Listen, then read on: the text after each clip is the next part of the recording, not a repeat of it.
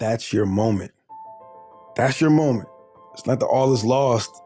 When you're feeling the most trapped and down and nothing can't go right, I feel like those are the moments that define you. Those are those character canon moments that are like, what am I going to do now?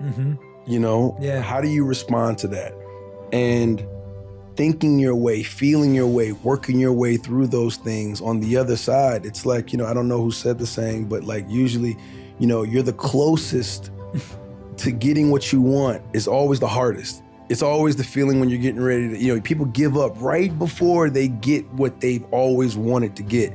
People quit and they give up. It's an addictive feeling to have a thought and see it come to fruition, to create something from an idea. And to be persistent and to see it and to manifest it, manifestation. I just love it. You know what I mean? It's cool. So that's something that I've been really, really locked in with, and I think it's also something that is going to help people.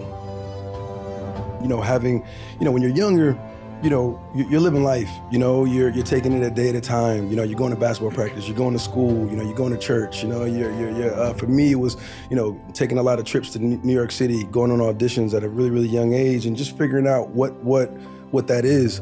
Having parents pretty aware, and very present in my life. Growing up, that was rare amongst my family, and amongst my friend group.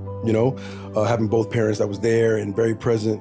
And aware of my environment as well. Being told to look out for these things and make good choices, to be disciplined, to be focused on things, get your school, all the positives in growing up in an environment like that. And, hats off to my parents and to sacrifice so much to make sure their kids, were safe and grew up in an environment ain't easy, making ends meet, And I think for me, always having a bigger purpose, I think, or just that optimism, that I was a big dreamer as a kid.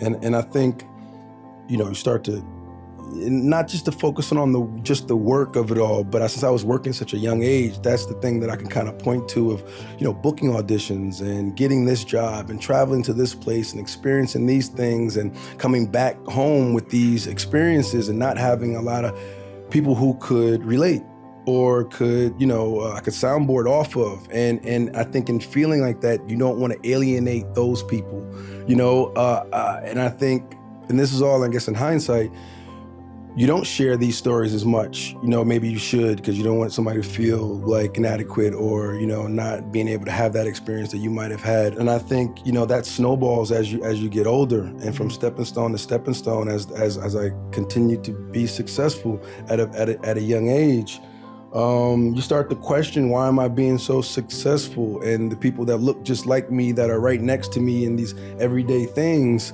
aren't necessarily doing that, or not choosing to, just didn't have those options that were laid out to them. Life isn't a forever thing. And I think that happens when you get older too. You know what I'm saying? You got to do what you got to do while you're here and make an impact. You got to fulfill yourself, whatever that may be,